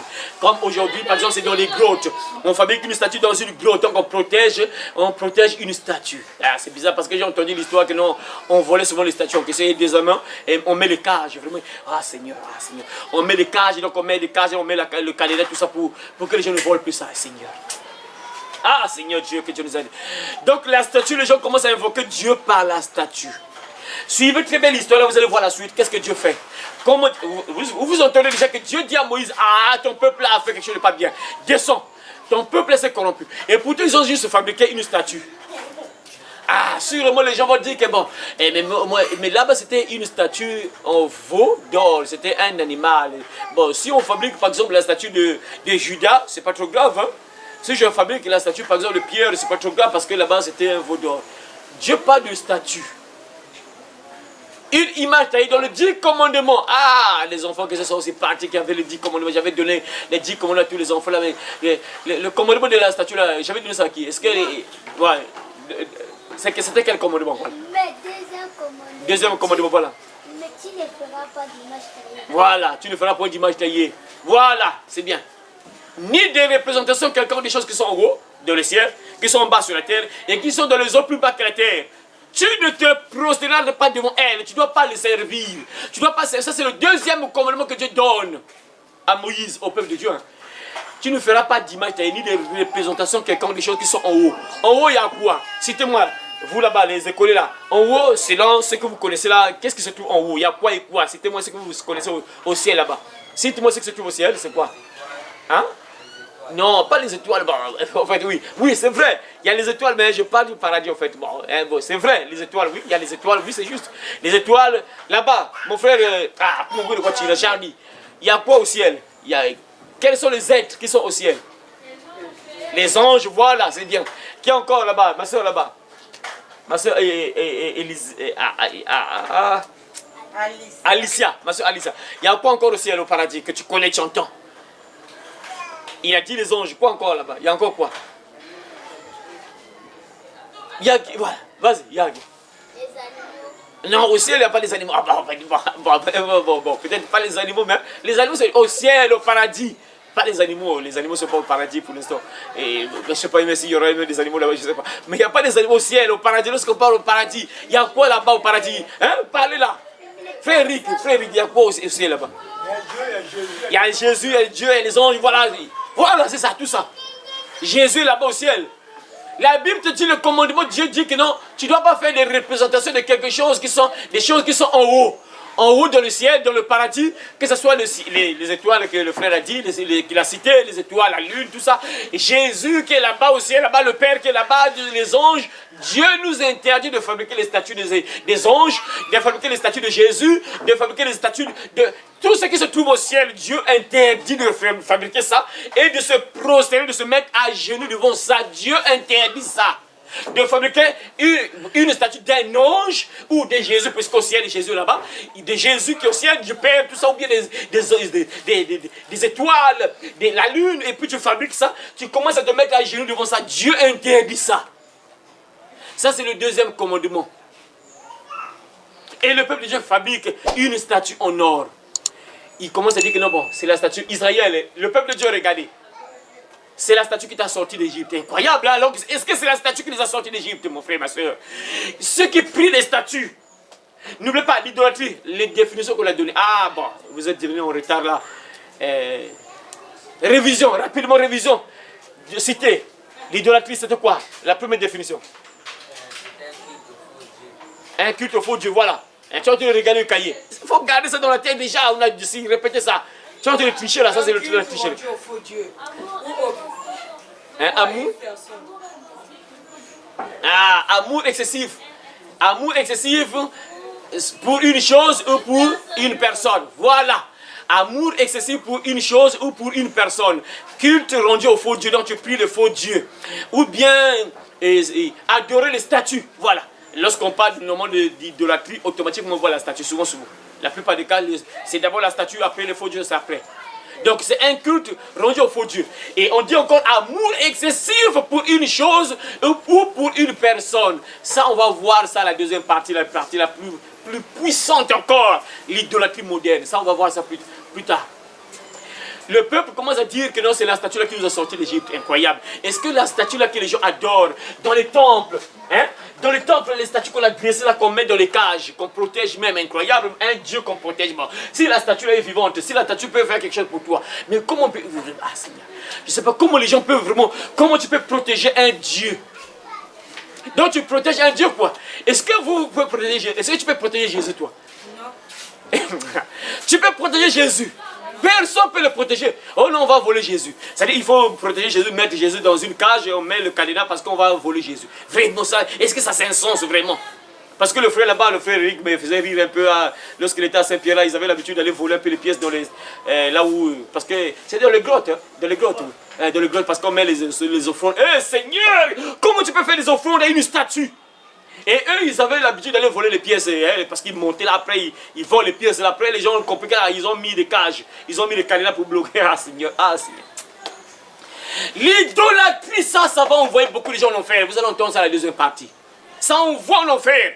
Avant d'arriver là-bas, regardez la réaction de Dieu. Dieu s'énerve. Il dit que ton peuple là, que tu as fait sortir d'Égypte, s'est corrompu. Il a changé de voie. Il a suivi un autre chemin. Ton peuple là, mon frère, tu suis quel chemin? Tu es sur quel chemin? Est-ce que tu es toujours sur le chemin du paradis ou bien tu as changé le chemin? Tu as pris le chemin qui te conduit en enfer. Dans l'idolâtrie, tu es en train d'adorer des faux dieux. Tu es en train d'adorer... Ah Seigneur, ah que Dieu nous aide vraiment, c'est compliqué aujourd'hui. Hein. Il y a des gens qui partent à l'église, mais en fait ils sont dans l'idolâtrie. J'entendais ça souvent, pas embarquer les mots TV. Et il y a une église, bon, heureusement que je ne sais pas comment dire ça, c'est Dieu merci bien, ou comment, bon, le pauvre, on ne peut jamais se réjouir de la mort de quelqu'un, bon, le pauvre il est mort, mais et dans sa radio, là, sa télévision, là, il disait souvent que non, pas marquer le mot de vie. C'est pas bon hein, d'être simple. En fait, tu es un chrétien, mais c'est pas aussi bon d'être simple comme ça. Donc tu dois avoir quelque chose. Hein. Tu dois aussi avoir des fétiches, là, tout ça. Et Seigneur, je ne sais pas là où comment ça se passe avec lui, puisqu'il est mort. Je ne sais pas comment ça se passe. Là, on ne sait pas là où il se trouve déjà. C'est compliqué, mes frères. Espérons qu'il s'est repenti. Et espérons qu'il a demandé pardon. C'est que c'est compliqué actuellement. Il est ensemble avec les démons. À moins qu'il s'est repenti avant de fermer les yeux. S'il n'a pas demandé pardon, c'est compliqué déjà. Actuellement, il brûle déjà. Donc tu crois en Jésus, mais non, il faut que tu avoir quelque chose, hein, des fétiches, tout ça. Tu pries, tu crois en Jésus, mais non, il faut que tu être idolâtre. Tu dois avoir quelque chose qui doit te protéger. Des choses qui vont te sécuriser. L'idolâtrie qui va envoyer beaucoup de gens en enfer. Ah Seigneur. Une statue. La suite dit quoi? La suite, ma soeur, lis. Verset 9. Je ne sais pas, verset 9, je crois bien. Voilà, vas-y. Et L'Éternel dit à Moïse. Je vois que ce peuple est un peuple rétractaire. Rétractaire. Hein, voilà. Voilà. Maintenant, laisse-moi faire. Ma colère va s'enflammer contre eux. Ma colère va s'enflammer contre eux. Et je vais les faire disparaître. Et je vais le faire disparaître. Tandis que je ferai de toi une grande nation. Tandis que je ferai de toi une grande nation. Voilà. Eh bien, je le vois. Et je le vois. Ce peuple est un peuple à la tête dure. Ce peuple est un peuple à la tête dure. Itungolo. Donc Dieu voyait le peuple là, tête dure, Itungolo. Mon frère, il faut éviter d'être tête dure. Si tu es tête dure, tu mourras. On te parle, Dieu te montre le chemin à suivre. Mais toi, ah non, moi c'est pas le chemin là, moi je dois suivre ce chemin là. Tête dure. Avec Dieu, tu perds, tu tombes. Dieu ne tombe jamais, c'est toujours toi qui vas tomber. Quand tu es tête dure devant Dieu, tu tombes toujours. Dieu ne tombe jamais. Je vois que ce peuple est un peuple à la tête dure. La suite. Maintenant, laisse-moi faire. Laisse-moi faire, maintenant laisse-moi faire. Je vais me mettre en colère. Je vais me mettre en colère. Et je les détruirai. Et je le détruirai. Ensuite, je ferai naître de toi. Et ensuite, je ferai naître de toi. Un grand peuple. Un grand peuple. Donc Dieu a dû causer avec Moïse. Ah Seigneur, Moïse, il avait quel niveau incroyable, quoi, quel niveau. Hein? Ah, il cause avec Dieu comme ça face à face, quoi, le frère. Il avait dit que Moïse causait avec Dieu face à face. Il cause avec Dieu face à face. Mais malgré tout ça, les gens ne comprennent pas, ils continuent à s'opposer à ce que Dieu a dit à Moïse sur l'idolâtrie. Les gens continuent. Incroyable. Dieu s'énerve. Il parle à Moïse. Ah, Moïse, ces enfants-là ont la tête dure. Je vais tous les détruire. Laisse-moi en colère, parce que Dieu était énervé. C'est sûr que Moïse parle. Ah, Père, pardonne, vraiment, s'il te plaît, pas. Ah, tu les as fait sortir d'Égypte, vraiment, tu vas les détruire, vraiment. Ah, mais qu'est-ce que les gens vont dire, hein? Lorsque les Égyptiens vont entendre, mais Dieu, leur Dieu, que c'est donc il les a délivrés de ma main pour aller les tuer dans le désert. Le regard de Dieu, que c'est. Ils étaient pour eux bien ici en Égypte, moi, même s'ils étaient esclaves, mais moi, je ne les tuais pas. Mais regarde leur Dieu là. Leur Dieu les a délivrés pour aller les tuer dans le désert. Mais Moïse parle à Dieu. S'il te plaît, s'il te plaît. Dieu s'énerve. Ça veut dire que quand une personne est dans l'idolâtrie, tu n'es plus avec Dieu. Dieu n'est plus avec toi. Tant que tu es dans l'idolâtrie, tu ne verras jamais la main de Dieu. Dieu est séparé de toi. Tant que tu adores le faux Dieu, tant que tu respectes les statuts, tant que tu te livres à l'idolâtrie. Oui, ce que vous voyez là, ça on appelle ça l'idolâtrie. Mais les gens ne comprennent pas peut-être. Vous voyez, ça comment on appelle ça? Ça c'est quoi? La tête. C'est quoi? Ce que vous voyez, c'est quoi ça? C'est une tête de mort, non? C'est ça. C'est une tête de mort. Donc on a déterré un cadavre. Puisque là-bas, chez eux, là-bas, bon, il y a les gens qu'on fait passer des saints, tout ça, il y a eu, je sais pas, les trucs comme ça. Donc ils ont déterré la tête d'un cadavre, et, vous voyez, incroyable, dans le temple, mes frères. Et donc c'est sûr que c'était un pape, peut-être un pape, ou je sais pas, c'était sûrement un pape, ou bien quelqu'un vraiment d'important au Vatican, là-bas, sûrement. Donc on déterre son crâne, et puis, et ça, on appelle ça l'idolâtrie. C'est-à-dire qu'on considère tellement la personne qu'on est prêt à déterrer sa tête et puis commence à faire des messes, tout ça, on met ça dans un truc en vitrine, comme ça on met sa tête à l'intérieur. Ça, c'est un culte au faux Dieu, un culte aux morts. On appelle ça le culte aux morts. Et les catholiques ont un culte là où ils ont, c'est pas culte de mort, ils mettent une cendre noire ici, c'est pas une cendre noire, il y a une période là où on met une cendre noire. C'est quoi? Un mercredi de cendre. Mais moi le problème c'est que c'est ici. Les cultes aux morts, célébrer les morts, ça c'est l'idolâtrie, on appelle ça l'idolâtrie. Donc on donne à ces gens qui sont morts, on met Dieu à la place de ces gens-là. Ah, qu'est-ce que je dis? Donc quelqu'un qui est décédé, on commence à prier une personne qui est décédée. Ah Seigneur, quelle idolâtrie. Ça va envoyer beaucoup de gens en enfer, l'idolâtrie moderne. Ah Seigneur, c'est ce qui se passe, les gens ne comprennent pas. Vous êtes des enfants de l'école, Dieu merci, bon, la plupart ici vous partez à l'école et vous avez un cerveau qui fonctionne quand même. Est-ce que, je vous pose une question, est-ce que vous avez des ancêtres, des gens qui sont décédés ici? Est-ce que vous avez des gens qui sont décédés? papa, maman, oncle, pépé, tout ça. Est-ce que vous avez quelqu'un qui est décédé? Est-ce que vous avez des parents qui sont morts? Oui. Vous avez tous des parents qui sont morts, qui sont décédés, qui sont morts. Vous êtes sûr que c'est ton père qui est mort là? Quand tu lui parles, il t'écoute. Il ne t'écoute pas. Il est dans un autre monde. Ton père qui est mort là, il ne peut rien faire sur ta vie sur la terre là. Il ne peut rien faire pour toi sur la terre. Ton père qui est mort, il est parti, il ne va jamais revenir sur la terre. Vous connaissez l'histoire de l'homme riche et le pauvre Lazare? Est-ce que vous avez vu le film là? Le film de l'homme riche et le pauvre Lazare, il y a aussi. Les deux meurent. Il y a un qui était enfant de Dieu. Il y a deux, mais l'autre, le riche, il n'était pas enfant de Dieu, mais il menait sa vie comme il voulait. Les deux meurent. C'est lui qui raconte l'histoire, c'est Jésus. Jésus raconte l'histoire là pour vous montrer ce qui se passe après la mort quand tu meurs là. Est-ce que tu peux revenir sur la terre ou pas? Jésus demande ça à travers l'histoire de l'homme riche. Ça c'est tout dans Luc chapitre 16, à partir du verset 19. À la maison, vous allez lire l'histoire là. Vous que j'ai donné la Bible là. Relisez ça, l'histoire là. Luc chapitre 16, à partir du verset 19, à la maison. Vous allez relire l'histoire là. Les deux meurent. Et ils se retrouvent dans un autre monde. Le riche va au séjour de mort. Donc on peut dire l'enfer. Puisqu'il n'avait pas Dieu, il n'a pas cru au Dieu. Il va en enfer. L'homme, le pauvre Lazare, il va au paradis. Donc au sein d'Abraham. Il va dans un lieu bien. Il aime bien. Et l'homme riche, il voit Lazare. Tous les deux, ils sont plus sur la terre. L'homme riche voit Lazare au sein d'Abraham. Donc on peut dire dans le paradis. Et l'homme riche dit à Lazare, au père Abraham, il s'adresse au père Abraham. Père Abraham, s'il te plaît, aie pitié de moi parce que je souffre, j'ai besoin d'eau. Dis à Lazare qu'il trempe le bout de son doigt dans l'eau et qu'il vienne me rafraîchir la langue. Parce que je souffre beaucoup dans ce lieu de tourment, de feu. Je souffre beaucoup. Suivez très bien. Père Abraham va lui dire, mon enfant, tu étais bien sur la terre. Tu as eu tes biens sur la terre, tu étais bien, mais là, tu souffres. Lazare, lui, il est bien. De toute façon, si c'était possible que je te donne de l'eau, je peux le faire, mais il y a un abîme, il y a un trou profond, donc il y a une séparation entre toi et nous. C'est pour que ceux qui sont chez nous ici ne puissent pas venir chez vous là-bas, et ceux qui sont chez vous là-bas ne viennent pas ici. C'est-à-dire quand tu vas en enfer, tu ne vas jamais passer au paradis. On peut faire des prières de mort. Des messes de mort. On peut faire des messes de mort, tu ne vas jamais quitter là-bas pour partir au paradis, jamais. Père Abraham dit, j'ai pitié de toi, oui, tu as soif, oui, tu souffres, oui. Mais si c'était possible que je t'apporte de l'eau, on pouvait le faire. Mais il y a un abîme trop profond, séparation. Et Père Abraham dit, c'est pour que ceux qui sont chez nous ici, s'ils veulent venir chez vous là-bas, ils ne peuvent pas le faire. Et ceux qui sont chez vous là-bas, s'ils veulent traverser, venir au paradis, ils ne peuvent pas le faire.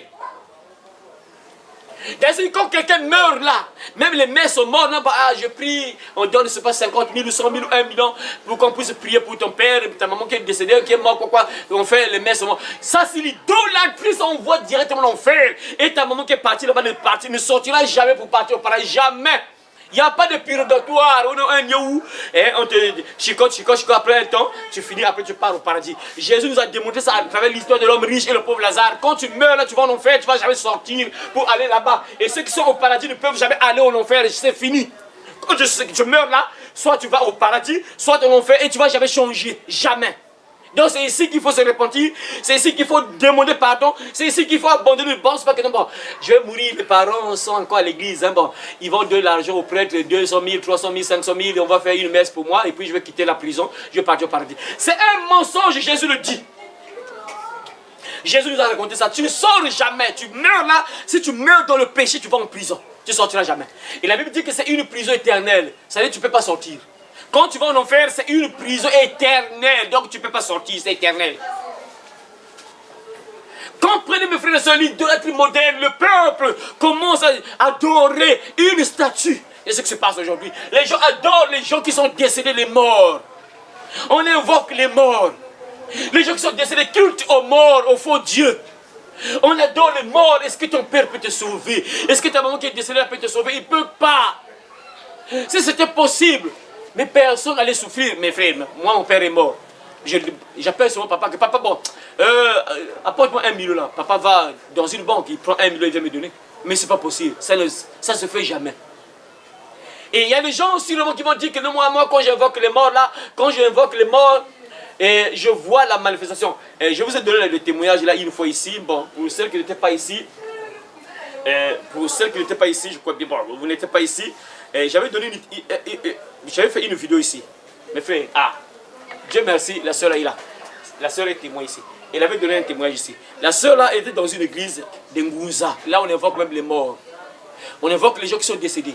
Ma soeur, on l'avait expliqué, non, fais comme ça pour invoquer ton père qui est décédé. Parce que la soeur souffrait, elle était malade. Et elle voulait être guérie parce qu'elle fait comme ça ne marche pas. Il fait comme ça ne marche pas. Et on l'a dit que non, écoute, invoque ton père qui est décédé. Là, fais comme ça, tu prends les bougies, tu allumes les bougies à telle heure, à 0 heure, je crois bien, c'est ça, à 0 heure, tu allumes les bougies. Après, tu commences à faire des invocations. Invoque ton père, appelle ton père qui est décédé là. La soeur a appelé son père qui est décédé. Son père est venu. Mais la soeur dit que lorsqu'il a vu cet homme-là, ce n'était pas son père, parce qu'il était, tout son corps était comme la cendre. Boum! Mais elle savait que ce n'était pas son père, mais pourtant son père est venu. Son père est venu dire que mon Mouniandia, je suis là. Tu m'as appelé, je suis là. Mais elle avait peur, parce qu'elle savait que ce n'était pas son père, mais son père est venu. C'est ce qui se passe avec plusieurs personnes. Vous invoquez les morts, ce sont les démons qui arrivent. Ce n'est pas ton père, ce n'est pas ta maman, ce n'est pas ton grand-père qui est décédé. Ce sont les démons qui prennent le visage des parents. Les démons sont des spécialistes pour prendre le visage des gens qui sont décédés. Ils prennent, ils imitent la voix, ils prennent le visage de ton père ou de ta maman. Ils imitent la même voix que ton père avait. Ils vont te parler avec la même voix de ton père. Et si tu n'es pas sage, ils vont t'avoir. Parce que tu vas croire que c'est ton père qui te parle alors que ce n'est pas ton père. Il y a une sorcière également. Une sorcière, j'avais fait une vidéo pour ceux qui suivent un peu ma chaîne, je crois bien. Bon, je ne sais pas si j'ai mis ça sur YouTube. Bon, vous qui suivez sur YouTube, je ne sais pas si j'avais mis ça. Je ne sais pas, Kémit là, sur les Kémit. Mais j'avais mis ça. Parce que l'enseignement là, j'avais mis la partie du témoignage de la sœur là, oui. J'avais mis ça, je crois bien. Il y a une sœur là, je vais vous montrer un peu là, je vais vous montrer juste le visage de la sœur là, vous allez voir mes frères et sœurs. Je ne sais pas si j'avais effacé ça ici. Voilà, ça y est encore là. Voilà. Cette fille là, vous regardez. Bon, ceux qui sont peut-être, je ne sais pas si. Cette fille là sur TikTok. Bon. C'est bon déjà, c'est bon, il y a des proches. Ceux qui sont sur YouTube, vous voyez cette fille-là, elle est une sorcière. Kémite. Les Kémites là sont des gens qui adorent les faux dieux, les ancêtres. Les Kémites là, ou animistes, ce sont des gens qui adorent les ancêtres, les gens qui sont décédés. Elle a donné un témoignage que j'allais mourir parce que les démons allaient le tuer. Elle a invoqué ses ancêtres, sa maman qui était décédée, elle a pris la photo de sa maman. Et elle a dressé un autel et commencé à faire des invocations pour invoquer sa maman. Et les gens qui venaient sont des démons, c'est elle-même une sorcière qui dit ça. La sorcière témoigne qu'elle allait mourir, elle et sa fille. Les démons les ont torturés. Elle allait mourir. Elle a dit que non, ne suivez pas ce qu'on vous dit là. Vous ne savez pas quand vous invoquez les gens là, vous ne savez pas qui va venir. Ce ne sont pas nos parents qui arrivent. Ce ne sont pas nos ancêtres qui arrivent. Ce sont des esprits mauvais qui arrivent pour nous faire souffrir. Elle a dit ça dans son témoignage. Une sorcière, elle n'est pas chrétienne, elle est pour une sorcière. Elle n'est pas que non, elle est chrétienne, non. Elle est pour une sorcière. Et elle était en train d'exhorter ses frères et sœurs sorcières. Ah, il y a une blanche là, invoquer les gens qui sont décédés là. Ah, faites attention parce qu'il y a une pratique. Je crois bien kémite, voilà, le kémitisme là, quoi. Et elle a dit, ah, attention, ne faites pas ça, parce que moi j'ai fait ça, j'ai pratiqué ça, j'ai fait des libations, j'ai dressé un hôtel, j'ai invoqué ma maman qui est décédée. Mais ce n'était pas maman qui venait, ce sont les démons nous ont torturés, on a souffert, moi et ma fille, on allait mourir. Et elle a dit à ses frères, ses soeurs sorcières, qu'arrêtez avec ça. Maintenant, quelque part, on va te dire que là, il faut invoquer les morts. Les morts vont venir à ton secours. Culte au faux Dieu. Ça se passe encore aujourd'hui. Même si au temps de Moïse, on faisait ça. Mais jusqu'à aujourd'hui, ça y est encore là.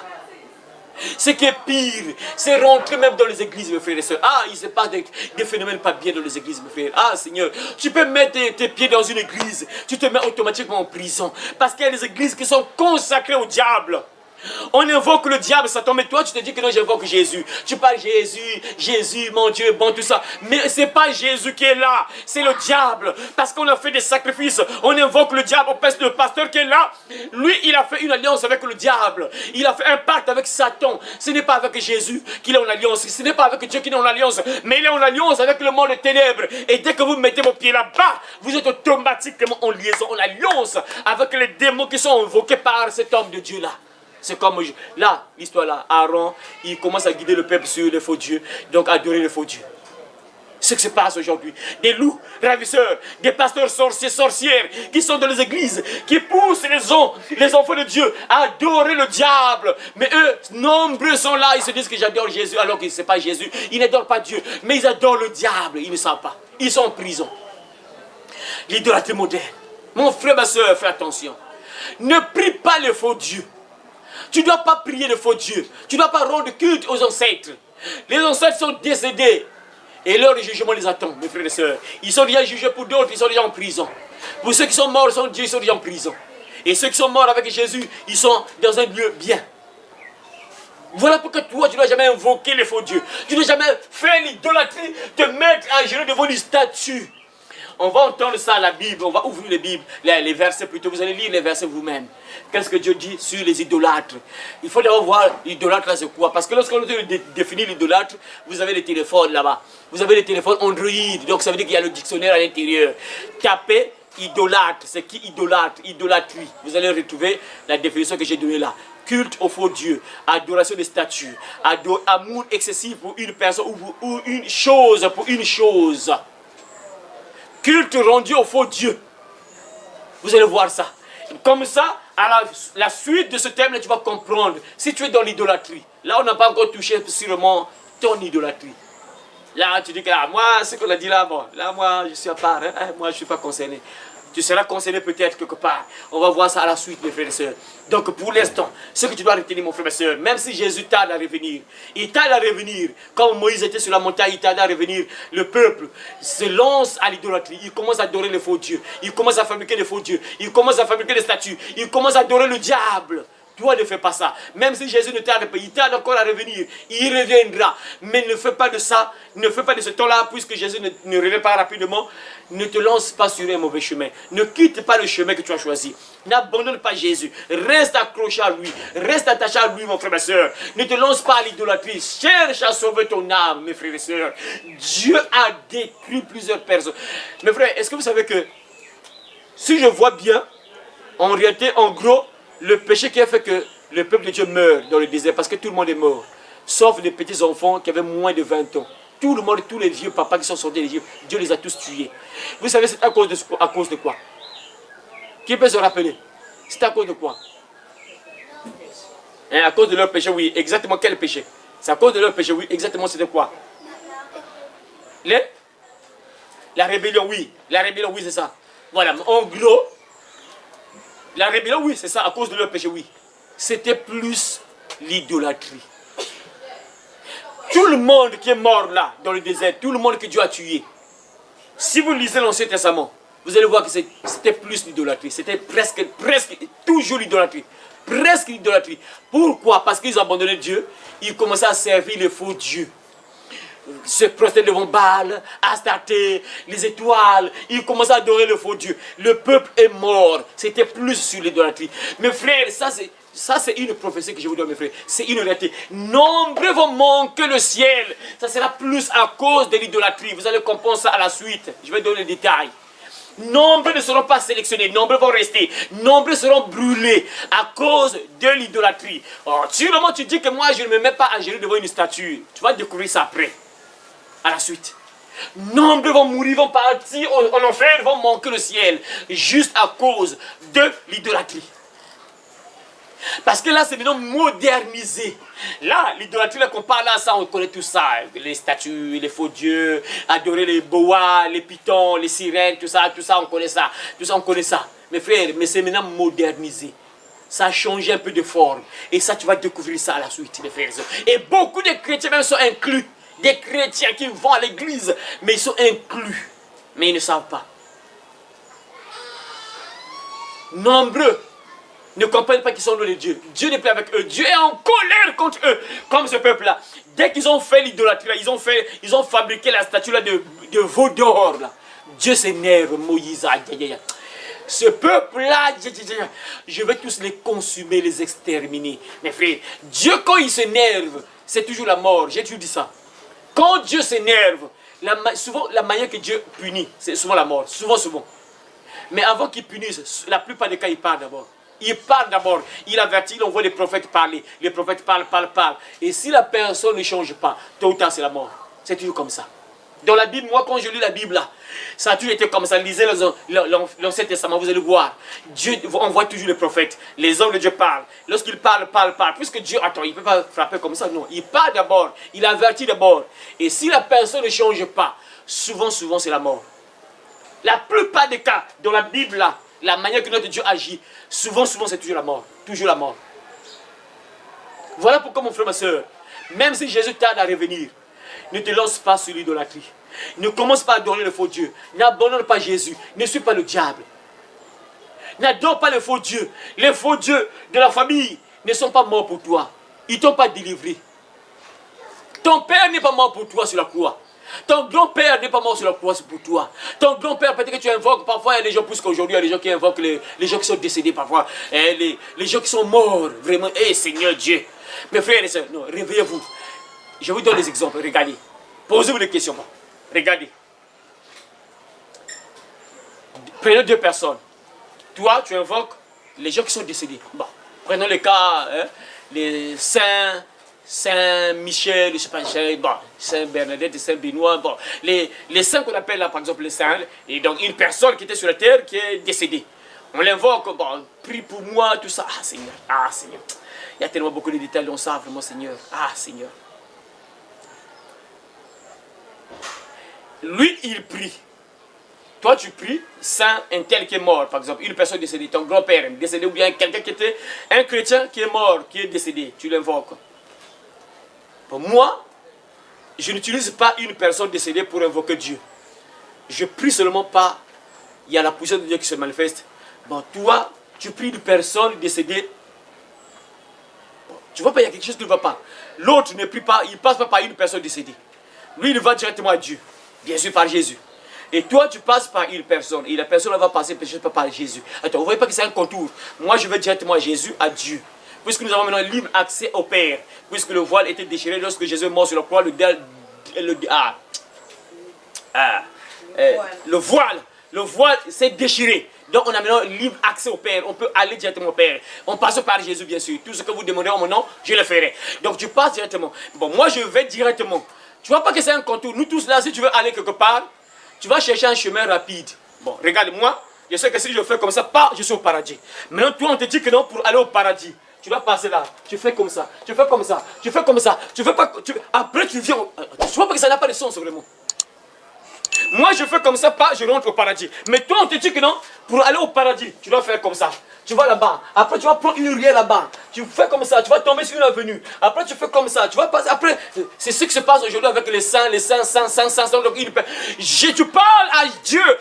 Au nom de Jésus, tu donnes des ordres, tu parles, tu pries. Automatiquement, Dieu t'écoute. Tu n'as pas besoin d'une personne décédée. Tu n'as pas besoin d'invoquer une personne morte, décédée, pour t'exaucer. Mais pourquoi Dieu nous exauce, mes frères et sœurs? Réveillez-vous. Pourquoi Dieu nous exauce? Attends, posez-moi un peu de questions. Pourquoi moi je prie sans passer par une personne décédée, mais Dieu m'écoute? Pourquoi ça fonctionne? Non, mais quelque part, vous voyez vous-même que non, Dieu interdit ça, mais quelque part il faut raisonner un peu. Oui, tu ne peux pas croire juste comme ça, mais essaie de calculer, raisonne un peu. Mais lui il prie sans passer par une personne décédée. Il prie sans passer par son grand-père mort. Il prie sans passer par son père qui est mort. Il prie sans passer par un pasteur qui est décédé. Il prie sans passer par un prophète qui est décédé de Moïse. Nous, lui, il ne passe pas par Moïse. Mais il prie directement Dieu. Dieu l'écoute, quoi. C'est bizarre, hein? Il passe... Attends. Si c'était même possible, on devait passer même par exemple par les Moïse. Logiquement, s'il y avait une personne qu'on devait utiliser pour aller à Dieu, s'il y avait un mort qu'on devait invoquer pour aller à Dieu, logiquement, les personnes qu'on devait mettre sur la liste, c'est d'abord Moïse. Moïse, déjà le grand prophète. Moïse obligatoire, Moïse ne devait pas manquer. Moïse à l'intérieur, bon, peut-être avec les autres prophètes, hein, Jérémie. Mais au moins Moïse, c'est obligatoire. Mais bizarrement, c'est bizarre, moi je ne sais pas s'il y a des gens qui invoquent Moïse, hein, ça n'existe presque pas. Je ne sais pas, est-ce que vous connaissez là où on évoque Moïse? C'est-à-dire, on prie Moïse, quoi. C'est bizarre, hein? Alors que logiquement, c'est-à-dire s'il faut prier les morts, hein? C'est-à-dire qu'il faut passer par un mort. Logiquement, c'est Moïse qu'on devait beaucoup appeler. Mais bizarrement, on néglige Moïse. Et on prie d'autres personnes qui n'ont jamais fait de miracles, même sur la terre, qui n'ont rien fait. Si c'était possible, bien sûr, on ne dit pas qu'il faut prier ces personnes-là. Mais bizarrement, on passe par des personnes qui n'ont jamais fait même des miracles sur la terre. On néglige Moïse qui a fait des miracles incroyables, des choses terribles que Moïse a fait. Mais c'est bizarre, on laisse Moïse, si c'était possible de passer par un décédé, un mort. Mais on laisse quand même Moïse, on passe par d'autres personnes. Incroyable quoi. Ça, c'est l'idolâtrie. Utiliser une personne, invoquer un mort. C'est l'idolâtrie. En dehors de l'idolâtrie, on appelle ça la nécromancie, invoquer les morts. La nécromancie, ça c'est le satanisme. Il n'y a pas un intermédiaire, un autre intermédiaire entre Dieu et nous. Ce n'est que Jésus-Christ. Il n'y a pas un mort au milieu. Il n'y a que Jésus-Christ. Et quand tu utilises des personnes décédées, tu es dans l'idolâtrie. Culte aux morts, au faux Dieu. Ça c'est l'idolâtrie. Et quand tu meurs là, tu n'as pas de place au ciel. Pour terminer, ouvrez Romains chapitre 8, verset 34. Ouvrez, vous allez lire ça dans vos versets là. Tous les élèves là, ouvrez Romains chapitre 8, verset 34. Et après, on va terminer par 1 Jean chapitre 2, verset 1 à 2 encore. On va terminer par les deux passages là. Concernant les morts là, parce que les gens passent par les morts pour invoquer Dieu. Ça c'est l'idolâtrie, c'est dangereux. Romains chapitre 8, verset 34. Romains, Actes des apôtres après Romains, Matthieu, Marc, Luc, Jean, Actes des apôtres, Romains. Romains chapitre 8, verset 34. Toi tu n'as pas de Bible là-bas, ah. Faut pas laisser la Bible à la maison. Faut partir même à l'école, tu vas avec ta Bible. C'est important, c'est une art. Vous savez, c'est un témoignage que je vous donne. Ça, c'est une parenthèse. Il y a un petit enfant, et il y avait une puissance démoniaque qui devait tuer cet enfant-là. Cet enfant-là partait à l'école. Elle partait à l'école.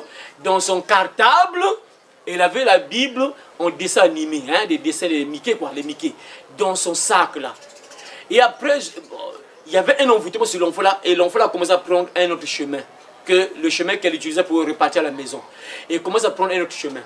Il y avait une voix qui lui disait qu'elle suit ce chemin-là. Viens, suis-moi. C'est comme si la fille, une petite fille, c'est comme si elle voyait un esprit. C'est un esprit, c'est pas qui lui disait que non, suis-moi, je vais te conduire chez toi. Et la fille la suivait. Or, la fille ne savait pas qu'elle était devant un ravin. Elle arrive proche d'un ravin. Mais non, bizarrement, c'est comme s'il y a un réflexe. La soeur, la petite fille là, a un réflexe de prendre son cartable. Dès qu'elle prend son cartable, elle sort la Bible là, qui avait la Bible comme un dessin animé, des enfants. Dès qu'elle sort la Bible, elle tient la Bible comme ça, bah, les yeux s'ouvrent, elle voit comme ça, c'est un ravin. Donc, si elle allait avancer, elle est tombée dans le ravin, elle allait mourir. Ce qui l'a sauvé, c'est la Bible qu'elle avait dans le cartable. Ça ne gêne pas, tu peux apporter ta Bible même à l'école. Tu sais que tu as prié aujourd'hui, tu vas à l'école avec ta Bible, tu sais que je vais passer à l'église, tu as ta Bible dans ton sac. C'est important, mes frères et sœurs, très important. Lisez Romains chapitre 38, Romains chapitre 4, verset 34.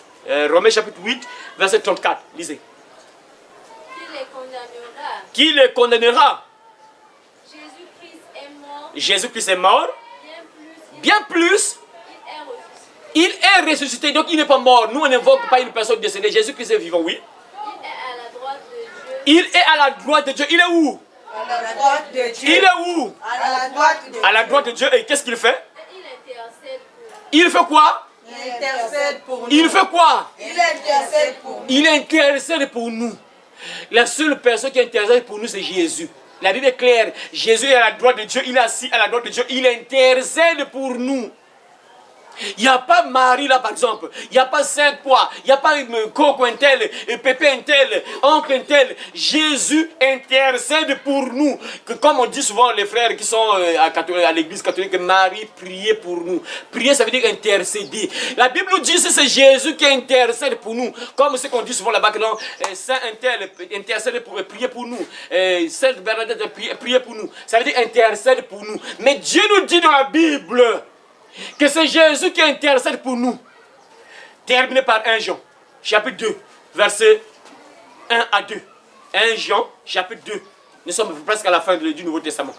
1 Jean, chapitre 2, verset 1 à 2. Lisez. L'idolâtrie moderne. Mais ça, les gens sont encore inclus dans ces choses-là. Et en particulier nos frères qui sont encore à l'église catholique, que Dieu les aide un jour qu'ils puissent comprendre. Ah Seigneur. 1 Jean, chapitre 2. 1 Jean, chapitre 2, verset 1 à 2. Ma soeur là-bas, tu as une Bible là? Non, il n'a pas de Bible. Mais le téléphone, tu n'as pas le téléphone là, il n'y a pas la Bible dans le téléphone là. Ma soeur, tu n'as pas le téléphone Android? Il n'y en a pas. Il y en a dans le sac. Tu n'as pas la Bible dans le téléphone? Hein? Il y en a. Mais ouvre la Bible, tu as même la Bible dans le téléphone. Ah, ça on va voir ça aussi plus tard. Ah Seigneur. Voilà, ma soeur, vas-y. 1 Jean chapitre 2, verset 1, 2. Je comprends verset 1, 2, vas-y. Mes petits enfants, je vous écris cela afin que vous ne péchiez pas. Mais si quelqu'un a péché, nous avons un défenseur auprès du Père. Jésus-Christ, le juste. Il est lui-même la victime expiatoire. Il est lui-même la victime expiatoire Pour nos péchés. Et non seulement pour les nôtres. Et non seulement pour les nôtres, Mais aussi pour ceux du monde entier. mais aussi pour ceux du monde entier. Lis un peu de ta verset là. Vous allez comprendre ça. Il y a un détail là. Mes enfants, Mes enfants, je vous écris ces choses-là je vous écris ces choses-là pour que vous évitez de commettre des péchés. pour vous éviter de commettre les péchés. Mais si quelqu'un commet des péchés, Si quelqu'un commet des péchés, nous avons un défenseur devant le Père. voilà, nous avons un défenseur devant le Père. C'est bon, tu peux t'arrêter là, c'est bon. C'est le mot là, très important. Les défenseurs, intercéder, c'est prier en faveur de quelqu'un. Hein? Plaider pour quelqu'un, défendre quelqu'un. Et intercéder, c'est intervenir en faveur de quelqu'un. Défendre quelqu'un. C'est la même chose, Jésus-Christ te défend. Ça veut dire quand tu es en combat, par exemple, pour nos frères qui prient parfois le Saint là. Ah, Saint, regarde ma souffrance, regarde mon problème, intercède pour moi. Il y a un défenseur qui va te défendre, c'est qui? Jésus. Il a la gloire de Dieu, il est là pour te défendre. Il est là pour te défendre. Ne vous laissez pas inclure dans l'idolâtrie, mes frères et sœurs. C'est très dangereux quand tu commences à prier les gens, des personnes qui sont décédées.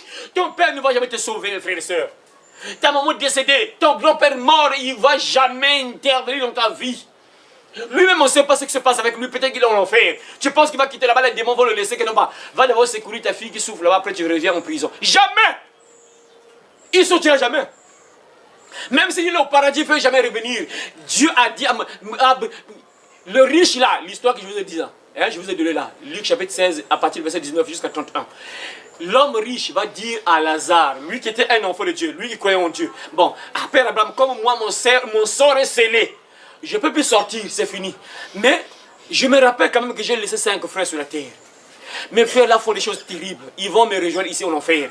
S'il te plaît, s'il te plaît, s'il te plaît, s'il te plaît, accorde-moi moi cette dernière faveur. Lazare, lui, il est bien. Renvoie Lazare sur la terre. Renvoie Lazare sur la terre pour qu'il aille avertir mes frères qui blaguent avec le péché. Pour qu'ils ne viennent pas me rejoindre ici, là où je brûle. Le riche est en train de négocier avec le Père Abraham. Hein? On voit Lazare, moi je suis un pécheur, mon sort est scellé dans le feu.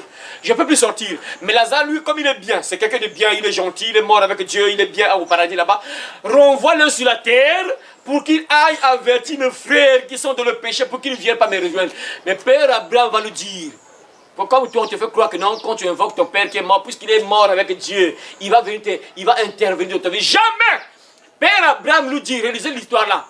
Père Abraham nous dit, tes frères qui sont restés sur la terre là, ils ont Moïse et les prophètes. Ils doivent écouter les hommes de Dieu.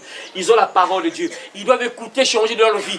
Ce n'est pas possible que quelqu'un qui est mort là reparte ou leur parler, leur prêcher. Jamais. Ils ont Moïse et les prophètes qui les écoutent. Donc quelqu'un, même s'il est bien, il est mort, il était un enfant de Dieu, il est mort. Il ne peut rien faire pour toi, il est mort, il ne va jamais revenir sur la terre pour t'aider. Jamais. Dieu dit ça à travers la bouche de... qu'est-ce que Dieu... Jésus nous raconte ça dans l'histoire de l'homme riche et le pauvre Lazare. Tes frères là, ils ont Moïse et les prophètes qui les écoutent. Moïse et les prophètes qui les écoutent. Sauf qu'il peut. Ils n'ont pas besoin d'un mort pour aller les avertir, pour aller les avertir, pour aller les changer. Ils n'ont pas besoin de ça. Ils ont des pasteurs, ils doivent écouter. Donc toi, tu veux être en contact avec Dieu. Les hommes de Dieu sont là, ils t'orientent, ils te guident. Qu'est-ce qu'il faut faire afin que Dieu t'écoute, afin que Dieu intervienne dans ta vie. Les hommes de Dieu sont là, on te parle. Tu peux prier au nom de Jésus, Dieu va t'écouter. Tout ce que vous demanderez en mon nom, je le ferai. Au nom de qui? Jésus. Alors, mais pourquoi tu demandes au nom d'une autre personne, une personne décédée? La Bible dit, Jésus qui va te juger, te dit que tout ce que vous allez demander au Père, à mon nom, je vais vous donner ça. Mais pourquoi tu utilises le nom d'une autre personne? Pourquoi tu utilises le nom d'un mort? Jésus qui va te juger, qui est mort pour toi, pour tes péchés, te dit que tout ce que tu as besoin, il te suffit juste de demander ça à mon Père, en mon nom, et je te donne ça. Et pourquoi tu passes par d'autres personnes? Ça, c'est l'idolâtrie. Et ça, on va nous faire, bien sûr. On verra ça dans la deuxième partie. Que Dieu t'aide à compenser là, mon frère. Ne te carte pas du droit chemin. Jésus reste attaché à lui. Accroche-toi à lui. Pratique ce que tu te dis, mon frère. Dieu t'a tracé un chemin. Suis ce chemin-là. C'est pour ton bien, mon frère, ma soeur. C'est pour ton bien. Que Dieu bénisse sa parole et qu'il te bénisse au nom de Jésus. Amen. Amen. Voilà. Allez par tout le monde et prêchez la bonne nouvelle à toute la création. Celui qui croira et qui sera baptisé sera sauvé, mais celui qui ne croira pas sera condamné. Cette bonne nouvelle du royaume sera prêchée dans le monde entier pour servir de témoignage à toutes les nations. Alors viendra la fin. Heureux celui qui lit et ceux qui entendent les paroles de la prophétie et qui gardent les choses qui y sont écrites, car le temps est proche. Ces paroles sont certaines et véritables.